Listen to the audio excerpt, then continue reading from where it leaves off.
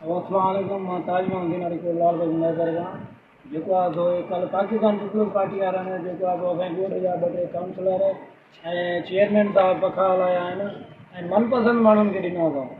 मनपसंदि माण्हुनि खे ॾिना अथऊं। वॾे में वॾो कहर थी वियो आहे।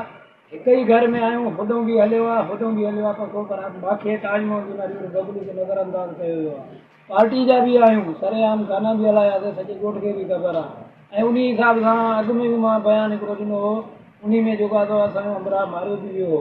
हाणे जेको आहे सो वॾे में वॾो ज़ुल्म इहो आहे, होॾे बि पखा होॾे बि पखा। मनपसंदि माण्हुनि खे हिकिड़े हिकिड़े घर में टे टे ॿ ॿ पखा भाइरनि खे, पर मां ग़रीब खे हिकिड़ो पखो बि न।